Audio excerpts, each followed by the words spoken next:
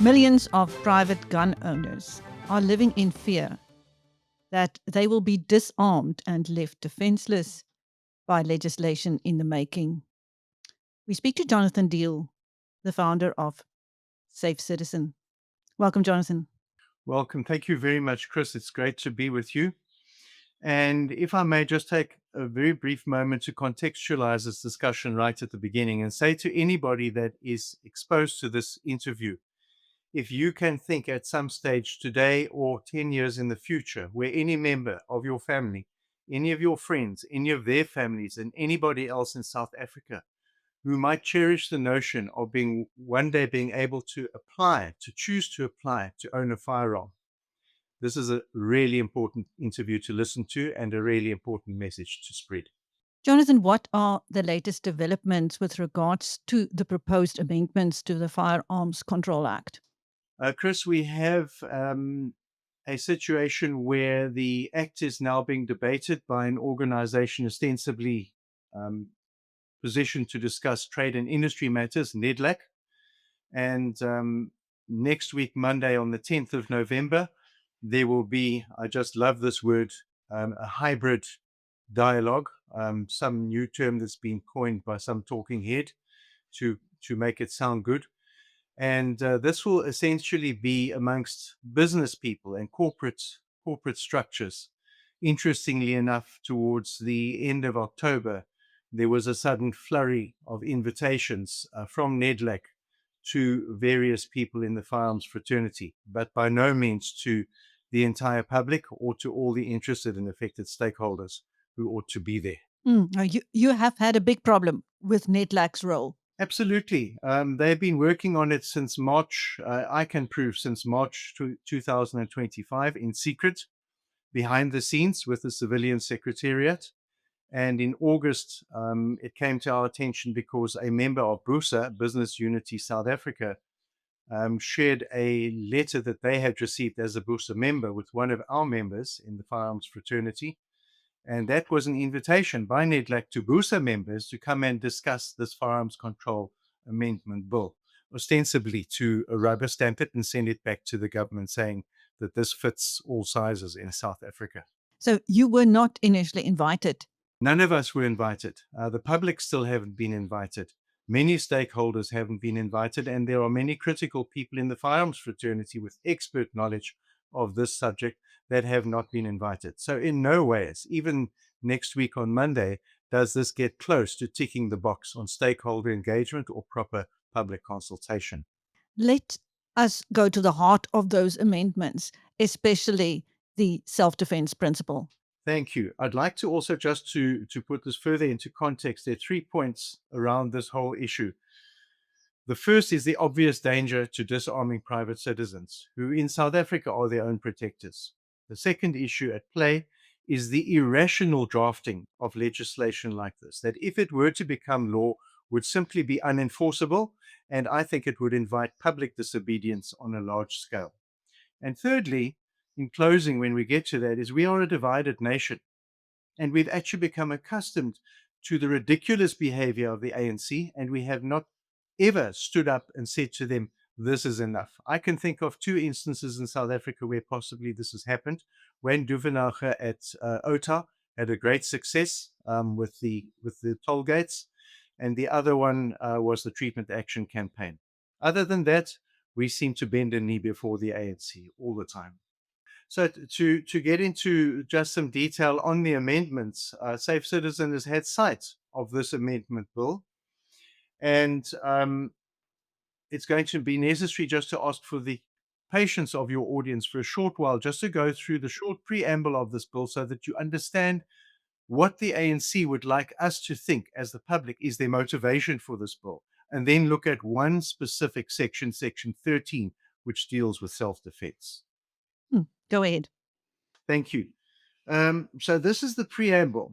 To amend the Firearms Control Act, to provide for the amendment of the preamble, to provide for the amendment of the purpose of the Act and the insertion of principles and the objects of the Act, to provide for the verification by accredited associations of applications to possess a firearm, to provide for the period of validity for all competency certificates to be 5 years, in other words, cutting that in half, to provide for conditions under which a firearm license for occasional hunting or sports shooting may be issued, to provide for the limitation on the number of firearm licenses that an occasional hunter or sports shooter may hold. Now, the absolute clanger here is that the Trojan horse is the way that they have tried to amend Section 13. And when I'm finished with this, your audience will see that all the ANC have been doing is akin to putting lipstick on a pig, because it's the same clause, just with different clothes on. So the absolute clanger is that nowhere does their preamble talk about Section 13. And in Section 13, I would like to just go through this to illustrate the deceitfulness of the government in this. Here are the conditions that they now suggest should be good enough for you, that you have to satisfy to convince the registrar of the need to possess a firearm for self-defense. Now, one would think as if the devolution of the South African police services in 2025 and the murder and assault rates in this country are not good enough motivation, that citizens still have to try and jump through these type of hoops, and how impossible they are making it. And I don't know if they think that we are brain dead and that we're just going to roll over and not actually read this. It's comical. So I'm not going to go through all the legalese. I'm going to just pick out some highlights if I can for your viewers, Chris. A person applying for a license, thank you. A person applying for a license must satisfy the registrar that there are exceptional circumstances that demonstrate the applicant's need. Now, who decides what is an exceptional circumstance, an exceptional situation for people that live in Waterkloof or Honeydew or Constantia or Crawford, or that have close protection details like President Ramaphosa, or who have no protection? What is an exceptional circumstance, and who decides what an exceptional circumstance is? Then they say this must indicate a real threat on the safety of the person. What is a real threat? Is Chris Steyn's threat different to Jonathan Deal's threat? Different to Cyril Ramaphosa's threat? Different to the man in the streets threat? What is a real threat, and who decides in the registrar with their intellect and their great foresight what is a real threat? And the level of that threat. I presume now that they've got a nice little graph, 1 to 5. You might die next week. By number 5, you're going to die tomorrow if you don't have a gun. What is this level of the threat? Then you've also got to show them historic incidents where the person applying for the license was affected. So, Chris, if you can't show the registrar a historic incident where your safety has been directly affected in an attack, no license for you. Then whether the person applying for the license has resources other than a firearm. What does that mean? A knobkerrie, a knife, VIP protection, a gated community, armed response. And how many of the 63 million people in South Africa have any of those things? And then whether there is a likelihood that the exceptional circumstances or other factor contemplated in the subsection will continue to exist. What are we? Risk managers? Is the public now to provide a risk analysis of the next 5 years of their life to get a license? And then finally, the back door. Any other factor which may from time to time be determined by the minister by notice in the Gazette. So I hope that you will agree with me. All that they've done is try to put lipstick on a pig. This is exactly the same as saying self-defense is not a valid reason to possess a firearm. Cody from Paul has sold multiple vehicles to We Buy Cars. Suspicious? I think so. Is that a crime? No. Where are you getting the cars? I buy them and I sell them at the spot like a normal person. Okay. No, man, I'm just an accounting student. I know a good deal when I see one. That's Excel. Meant. What's more stressful, tax season or selling a car at We Buy Cars? Tax season, obviously. We Buy Cars, the easiest way to sell your car by far. So, what do you think is the driving force behind these amendments, Jonathan? If one looks at this in concert with the CIRA regulations, the amendments to the CIRA regulations, which ridiculously insist or propose that a security officer must have special written permission, presumably from the somewhere in the security industry, to carry a set of handcuffs. He may not use pepper spray in the course of his duties. So if you look at this in concert with those proposed amendments to the CIRA regulations, you can see exactly where the ANC wants to go. They want to have every single private person, including the security industry, hobbled and disarmed as much as possible so that they can basically do what they like. We all know in history that a disarmed populace is at the complete and utter mercy of the government. And I would not sleep well, and I think a lot of other people, knowing that we are at the complete and utter mercy of the benevolence of the government. How many gun owners would this legislation affect should it become law? The latest statistics that I can draw on emanate from a meeting that was held in Paarl in the Western Cape about a week ago. And somewhere in that presentation, I think from a fairly authoritative source, the number of 3 million licensed firearm owners was mentioned. That's just the licensed firearm owners, not people who would like to own a firearm or choose to apply to own a firearm in the future, nor the commercial security industry, which is 4.5 times the size of SAPS. As you pointed out, Jonathan, this legislation, should it become law, would be difficult to enforce because I and you obviously don't see people queuing up to hand in their firearms in the current climate of crime and corruption. Without a doubt. I think that, as I said to you, it will invite a large-scale disobedience, and they will turn overnight. They will turn millions of currently law-abiding South Africans into criminals. There are millions of South Africans who are more scared of being murdered by criminals than they are scared of what the police will do to them, even if the police have the will and the resources to enforce such a ridiculous notion. Jonathan, is there any legal pushback that could still be used to prevent these amendments from being signed into law?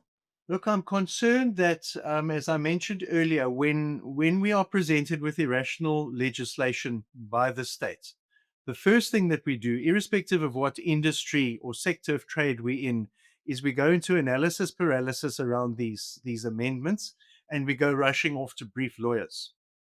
And my question is, why should private people and the business sector spend millions of rands, hours, days, weeks, and months of their lives conjuring up strategy and tactics to withstand something like this, instead of standing up to it right at the beginning? And when Safe Citizen was invited to this NEDLAC Imbizo, this hybrid Imbizo, I just love that word,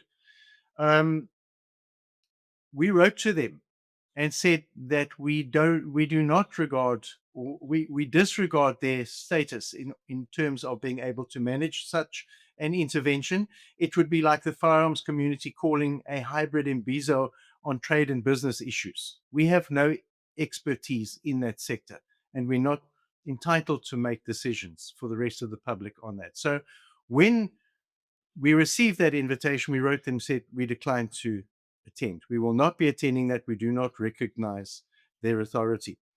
And quite frankly, were I to be at that meeting, my opening words to them would be, gentlemen, can we please dispense with this veneer of good faith and bona fides and civility?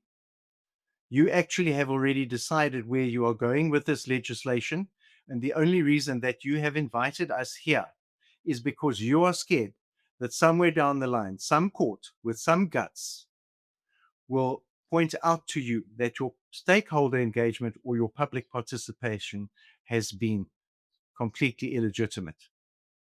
The second thing, possibly, and it might be the last thing that I would get to say at that meeting, is to the highly paid bureaucrats who accepted this renewed instruction from the ANC to march this stupid law out or proposal out again, to say to their masters in the ANC, are you gentlemen smoking your socks? Is this not the same legislation with slightly different cloaks that was roundly rejected by the nation in 2021? And here you are in the middle of a crime wave, in the middle of the devolution of the South African police services, when the citizen in the street is facing an onslaught, and when every competently and lawfully armed citizen is actually an asset to the community and the police. Here you are trying to float this ridiculous piece of legislation again. And I would say to them, have you got any guts? Have you got any ethics? Can you live with yourself? Are you supposed to serve the public, or are you working against the public that you profess to serve? So what you're saying is you believe the African National Congress is just window dressing an agenda to disarm private citizens. Completely. That preamble is an absolute joke. It is an absolute joke. I would be surprised if, with enough time and understanding the context, a standard 7 child could not see through it. I just want to understand this, Jonathan. So this would mean that the legislation would apply retroactively. So people would have to prove, people who already have firearm licenses would have to prove that they can keep those licenses and those firearms. Most certainly, because I'll tell you how they will get that done. All of the Section 13 licenses are on a 5-year competency, valid at the moment for 5 years. So if this came into law, all they would do, instead of trying to force people to hand their firearms in, they would wait for the renewal of the license and simply decline the renewal and say, that's it. You're not getting a new license. You can kindly bring your firearm to the police station, please, so that it can be surrendered. And of course, we know what happens quite often to firearms that are surrendered into the care of the police. Okay, next steps for Safe Citizen. What are you going to do now, Jonathan? I think that this interview today has probably been the best thing that Safe Citizen can do for the community and the general public in South Africa today. I hope that it gets great legs. We need more of this type of opportunity. Of course, mainstream media, we know, are dead. The ANC News 24 group is absolutely useless as far as this is concerned, as with Daily Maverick. I don't really want to talk more about them. But we need to get into the communities, and communities need to stand up, and people in positions of responsibility and authority, not only as representatives of the firearm community, but also as civil servants, need to get some guts and start working towards what they should be doing, and not what the ANC, in an outdated ideological fantasy, wants to achieve. Thank you. That was Jonathan Deal, the founder of Safe Citizen, speaking to BizNews. I am Chris Steyn. Thank you, Jonathan.